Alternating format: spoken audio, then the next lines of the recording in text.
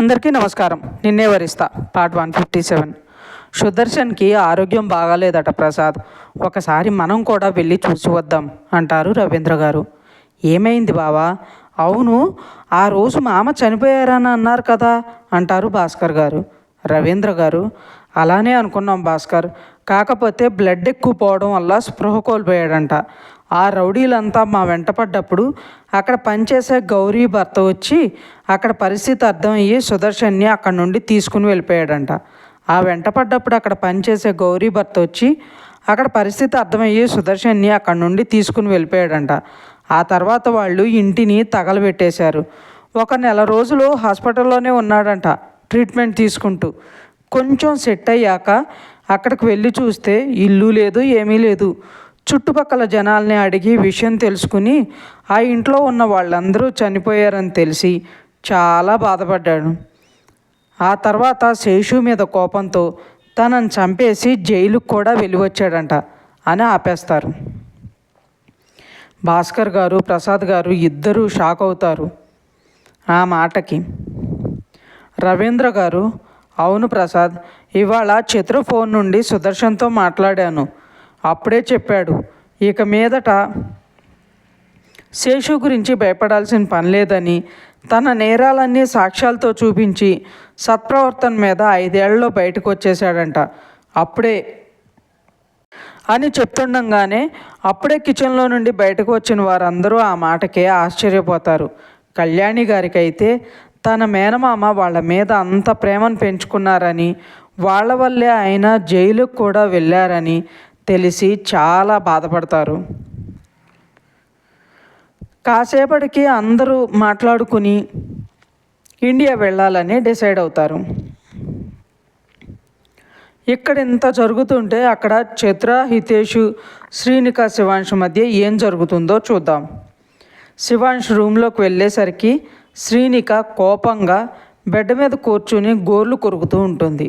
శివాంశు తన పక్కన కూర్చుని తన చేతిని పట్టుకుని, ఏమైంది జాను, ఎందుకు అంత కోపంగా ఉన్నావు అని అడుగుతాడు నెమ్మదిగా.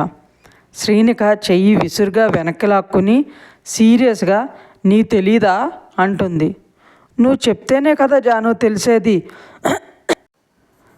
తెలిసేది, అయినా నీకు కోపం తెప్పించే అంత పని నేనేం చేశానురా అంటాడు శివాంశు. శ్రీనిక వెటకారంగా, అబ్బా ఏమి యాక్టింగ్ చేస్తున్నావు శివ్, నేనే జాను అని ఎలా తెలుసుకున్నావు అని ఎన్నిసార్లు అడిగాను. ఆ విషయం నాకు చెప్పకుండా తప్పించుకుంటూ ఇప్పుడు వెళ్ళి అందరికీ చెప్తున్నావు, నాకు తప్ప అంటుంది. అలా అని ఎవరు చెప్పినా నమ్మేస్తావా? ఇదేనా నీకు నా మీద ఉన్న నమ్మకం అంటాడు. ఎన్నిసార్లు అడిగాను నిన్ను, ఒక్కసారైనా చెప్పావా? నాకు ఉంటుందిగా, నువ్వు నన్ను ఎలా గుర్తుపట్టావో తెలుసుకోవాలని అంటుంది శ్రీనిక. తర్వాత చెప్తాను అంటే నువ్వే వద్దన్నావుగా జాను అంటాడు శివాంశు. శ్రీనిక కోపంగా, అలా అంటే చెప్పడం మానేస్తావా? అందరికీ తెలిసిన తర్వాత ఎవరి ద్వారానో నేను తెలుసుకోవాలా? భార్యగా నాకు తెలుసుకునే హక్కు లేదా అంటుంది. శివాంశు మనసులో, ఇంకా ఏమెక్కి పంపించావే దీనికి, ఇన్ని లాజిక్స్ మాట్లాడుతుంది అని అన్వికను తిట్టుకుని శ్రీనిక మొహాన్ని చేతుల్లో తీసుకుని, నేను ఎవ్వరికీ చెప్పలేదు జాను, కొంచెం ఆలోచించు. మన లవ్ స్టోరీ తెలిసిందే ఒక 4 5 అందులో మన మధ్య జరిగిన ఇన్సిడెంట్స్ నీకు నాకు తప్ప ఎవరికి తెలీదు. అలాంటిది మన బెడ్రూమ్ సీన్స్ బయట వాళ్ళకి ఎలా చెప్తాను అనుకున్నావే అనగానే అప్పుడు దాకా ఏడుస్తున్న శ్రీనిక ఆశ్చర్యంగా శివాంశు వైపు చూస్తుంది. శివాంశు, అంటే మన ఇద్దరం మాట్లాడుకునే కదా మన సింబల్ టాటూ వేయించుకుంది అంటాడు.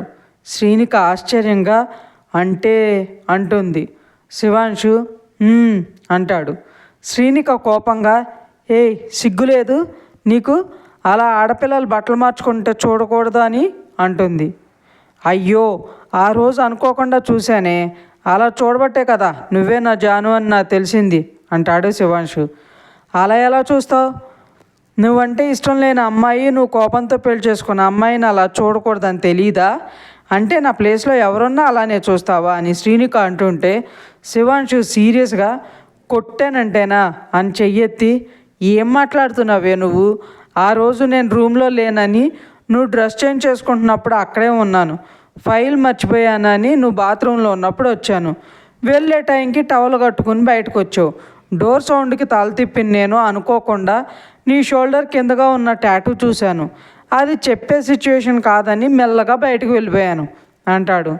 శ్రీనిక అయినా కూడా ఏడుపు మొహం పెట్టుకుని ఉంటే శివాంశు తనని దగ్గర తీసుకుని, నా బంగారం కాదు, నేనేమీ కావాలని చేయలేదే, మన టాటూనే మన ఇద్దరిని కలిపింది.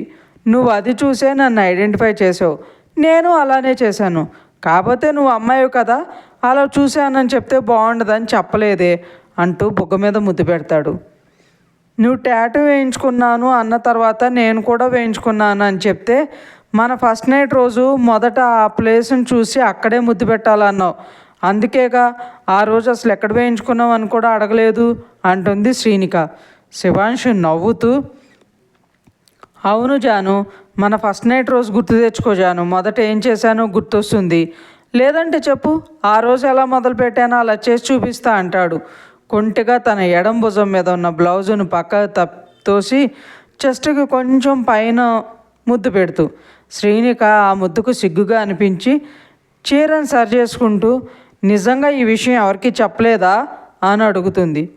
శివాంశు కోపంగా, ఎలా చెప్తానే మెంటల్, మా ఆవిడ బట్టలు మార్చుకుంటే ఎవరికీ కనిపించకుండా వేసుకున్న టాటూ చూసి గుర్తుపట్టానని చెప్తానా? అయినా ఆ రాక్షస్కి ఏం తెలిసే మన గురించి, మన పర్సనల్ విషయాల గురించి. మన పెళ్ళే టైంకి మీ అన్నయ్యతో తన పెళ్ళైపోయి మీ అన్నని ప్రేమలో దింపడానికి నానా పాటలు పడి ఫుల్ బిజీగా ఉంది. ఇదిగో ఆఫ్టర్ లాంగ్ టైం ఇప్పుడు కలిసింది. దాన్ని కింద ఏడిపించామని నన్ను ఆ హితుగాడిని మీ దగ్గర అడ్డంగా బుక్ చేసింది. అది చెప్పిందల్లా నమ్మేసావు అనుకో, మన కాపురం మొక్కలవుతుంది. ఇప్పుడిప్పుడే మన లైఫ్లో రొమాన్స్ స్టార్ట్ అయింది జాను, దాన్ని ఇలా గొడవలతో ఫుల్ స్టాప్ పెట్టేకే అంటూ శ్రీనికను బెడ్ మీద పడుకోబెట్టి తనని ముద్దులతో ముంచేస్తుంటే శ్రీనిక సిగ్గుపడుతూ, ఎవరైనా వస్తారు శివపైకిలే అంటూ తనను తోస్తుంటే శివాంశు నవ్వుతూ, డోరు ఆటోమేటిక్ లాక్ జాను, ఎవరు రారులే అంటూ తన్నే కౌగిట్లో బంధిస్తాడు. శ్రీనిక నవ్వుతూ, ఒక్క సెకండ్ వదిన చెప్పింది నిజం అనుకున్నా తెలుసా, అందరికీ చెప్పేసి నాకు మాత్రమే చెప్పకుండా నన్ను ఆడుకుంటున్నావు అనుకున్నాను. వామ్మో, వదినలో చాలా అల్లరుంది శివ్, చాలా జాగ్రత్తగా ఉండాలైతే, కానీ పాపం మా అన్నయ్య అంటుంది. శివాంశు శ్రీనిక బయట తీస్తూ, మీ వదిన మన దగ్గర వేసే వేషాలు వేరు, మీ అన్నయ్య దగ్గర వేసే వేషాలు వేరు, మీ అన్నయ్య విషయంలో ఆ భయమే అక్కర్లేదంటూ తన పెదవులు అందుకుంటాడు. శ్రీనిక కూడా ఆ ముద్దుకి జతగలుపుతూ శివాంశు వీపు చుట్టూ చేతులేసి తనని చుట్టుకుని పోతుంది. హితేషు చిత్ర వెనక్కి వెళ్ళి, హే క్రయింగ్ బేబీ, ఏమైందిరా, ఎందుకు ఏడుస్తున్నావు, ఆ కోపం ఏంటి అని అడుగుతుంటే, చిత్ర, నేను మీ దగ్గర వర్క్ చేయను, అసలు ఇక్కడ ఉండను, మిమ్మల్ని పెళ్లి చేసుకోను, రేపే నేను ఇండియా వెళ్ళిపోతాను, నాతో మీరు రావద్దు, నన్ను మాత్రం పంపించండి అంటుంది వెక్కుతూ. చిత్ర అంత వైలెంట్ డెసిషన్ ఎందుకు తీసుకుందో హితేష్కి ఏమీ అర్థం కాక, ఇంతవరకు బాగానే ఉన్నావు కదా క్రయింగ్ బేబీ, ఇంత సడన్గా ఏమైందే నీకు అంటాడు ఏమీ అర్థం కాక. చిత్ర ఏడుస్తూనే, నన్ను క్రయింగ్ బేబీ అని పిలుస్తూ నన్ను అలానే ఉంచేద్దాం అనుకున్నారు కదా, అందుకే మీరు మా నాన్నతో ఏం మాట్లాడకండి, అసలు ఇండియాకే రాకండి అంటూ అటు తిరిగిపోతుంది. హితేషు చిత్రను తన వైపు తిప్పుకుని తన మొహాన్ని చేతుల్లో తీసుకుని ప్రేమగా, నేను చాలా ప్రేమతో పిలుస్తున్నాను నిన్ను క్రయింగ్ బేబీ అని, అంతేకాని నిన్ను ఇలా ఎప్పుడూ ఏడిపిస్తూనే ఉండాలని కాదు. ఏం జరిగిందో చెప్తేనే కదా నాకు తెలిసేది. సరే చెప్పొద్దు, కానీ నీ మనసులో ఏమన్నా డౌట్స్ ఉంటే అడుగు. ఇంత సడన్గా అలా ఎందుకు డిసైడ్ అయ్యో, నేను ఏదైనా తప్పు చేశానా? తప్పు చేశాను అనిపిస్తే తిట్టు, కొట్టు, లేదా అమ్మా నాన్నతో చెప్పి నీకు నచ్చిన పనిష్మెంట్ ఇప్పించు, అంతేకాని ఇలా ఏడ్చి మాత్రం నన్ను బాధ పెట్టకే అంటూ అన్వికని నన్ను క్లోజ్గా చూసి నిన్ను దూరం పెట్టేస్తానని నువ్వు ఇలా బాధపడుతున్నావా అని అడుగుతాడు. చిత్ర కోపంగా, మీ బెస్ట్ ఫ్రెండ్తో మీరు క్లోజ్గా ఉంటే అపార్థం చేసుకునే దానిలా కనిపిస్తున్నానా అంటుంది. వామ్మో, నీ కోపం కూడా వస్తుందా అని హితేష్ అనగానే, వస్తుంది, చాలా వస్తుంది, చాలా చాలా కోపం వస్తుంది, మీరు నాకు అబద్ధం చెప్తే కోపం వస్తుంది, నన్ను అర్థం చేసుకోకపోతే కోపం వస్తుంది, నాతో ప్రేమగా ఉండకుంటే కోపం వస్తుంది, ఇలా చాలా విషయాలు నాకు కోపం వస్తుందని అరుస్తుంది. హితేష్ నవ్వి, సరే ఇప్పుడు నేను నీకేం అబద్ధం చెప్పాను అంటాడు తన చేతిని ముద్దు పెట్టుకుంటూ.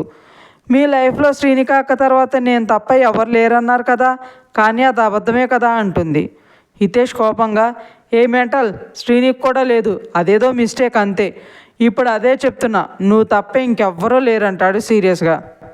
చతుర మళ్ళీ ఏడుస్తూ, నన్ను అసలు అరవనన్నారు, నా మీద కోపం చూపించనన్నారు, కానీ ఇప్పుడు చూడండి మీరు ఎలా అరుస్తున్నారో నా మీద అంటుంది భయంగా.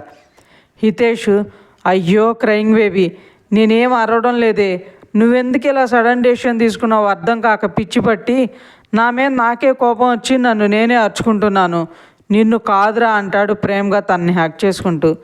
మీ లైఫ్లో చాలామంది గర్ల్ ఫ్రెండ్స్ ఉన్నారంట కదా, ఇప్పటికే స్వీటీ అనే అమ్మాయి మీతో టచ్లోనే ఉందంట కదా అని చిత్ర అనగానే హితేష్కి మైండ్ బ్లాంక్ అవుతుంది.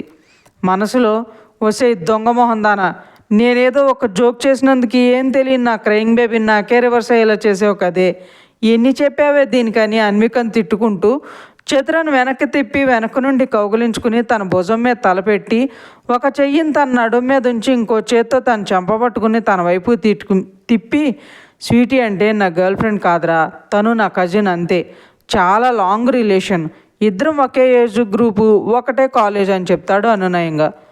మీరు తన కాంటాక్ట్ నేమ్తో సేవ్ చేసుకోకుండా స్వీటీ అని ఎందుకు సేవ్ చేసుకున్నారు? తనంటే మీకు ఇష్టం అంట కదా, పెళ్లి చేసుకున్నాను అన్నారంట కదా, ఆంటీని కూడా పరిచయం చేశారంట అంటుంది ఏడుపు మొహంతో. ఇంకా ఉంది ఫ్రెండ్స్. మీకు ఈ స్టోరీ నచ్చినట్లయితే లైక్ చేయండి, సబ్స్క్రైబ్ చేయండి. ఇంతలా ఆదరిస్తున్నందుకు థ్యాంక్ యూ సో మచ్.